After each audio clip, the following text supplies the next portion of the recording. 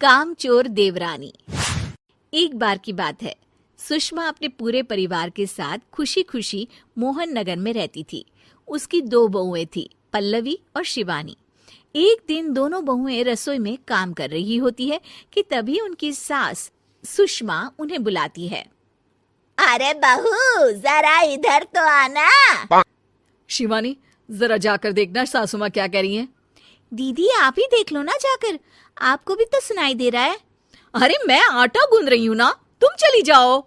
हाँ तो मैं भी तो सब्जी काट रही हूँ ना दीदी।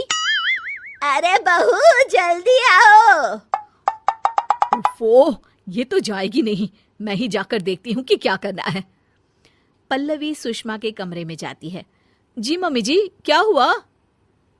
शाम को घर पर कुछ मेहमान आने वाले हैं, तो तुम अच्छा सा खाना बना लेना बहू। ठीक है मम्मी जी, आप बता दीजिए क्या क्या बनाना है और कितने लोग आ रहे हैं।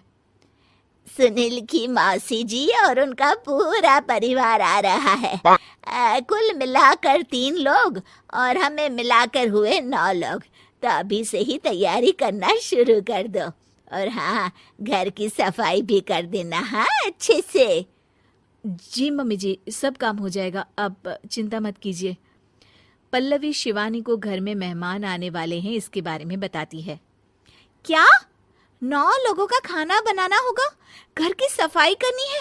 बाप रे, सासू माँ ने तो हमें घर की नौकरानी ही समझ कर रखा है। ऐसा नहीं बोलते शिवानी, हम इस घर की बहू हैं और घर के काम करना हमारा फर्ज है। दीदी तो है ही सासू माँ की चमची, जब देखो सासू माँ सासू माँ। मैं तो इतना सारा काम नहीं करने वाली।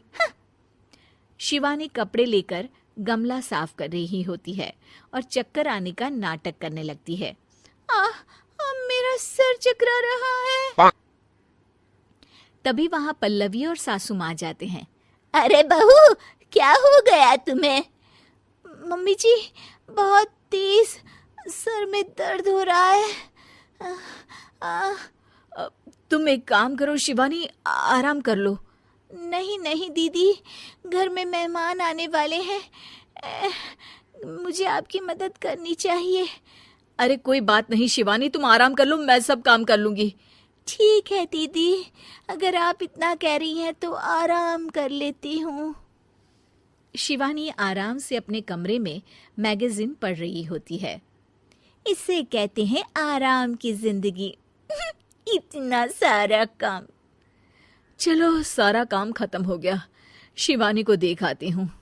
शिवानी अपने कमरे में ईयरफोन में गाने सुनते सुनते सो जाती है और उसके साइड में मैगजीन भी रखी होती है। पल्लवी वहां आ जाती है और वो सब देखती है। ओहो, तो मतलब सब काम चोरी का बहाना था। अभी बताती हूँ इसको।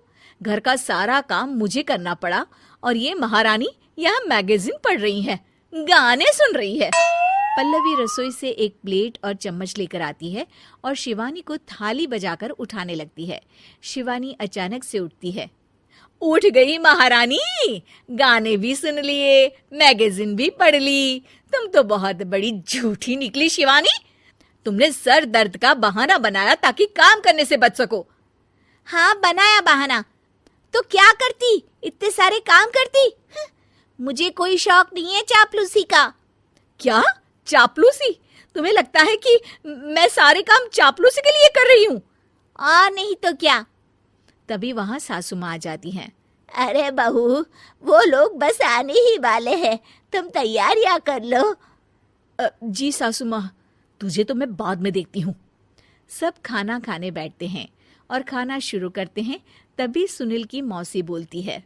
वाह भाई वाह, खाना तो बहुत ही अच्छा बना है सुषमा जी, एक एक चीज में क्या स्वाद है। ये सुनकर शिवानी मुंह बना लेती है। उसे अपनी जेठानी की इतनी तारीफ रास नहीं आती। आपकी बहुएं तो बहुत ही अच्छा खाना बनाती हैं।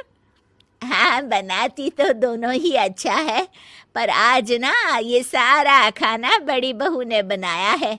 छोटी बहू की तबीयत ठीक नहीं थी, सो इसलिए।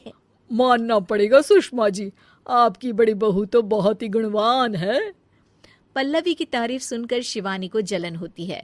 पल्लवी ये सुनकर खुश हो जाती है और शिवानी की तरफ देखकर उसे चिढ़ाती है।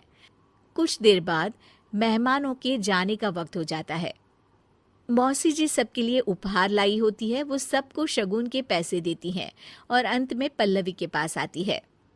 तुम्हारे लिए शगुन का लिफाफा तो है ही, पर बहू तुम्हें एक और उपहार भी मिलेगा इतना अच्छा खाना बनाने के लिए। मौसी अपने सोने के कंगन निकालकर पल्लवी को पहना देती है। ये लो, ये मेरे मनपसंद कंगन है, अब से ये तुम्हारे हुए। धन्यवाद मौसी जी। ये देखकर शिवानी तो पूरी तरह से जल जाती है और गुस्से से रसोई में चली जाती है। तभी वहां पल्लवी आ जाती है और उसे अपने कंगन दिखाने लगती है।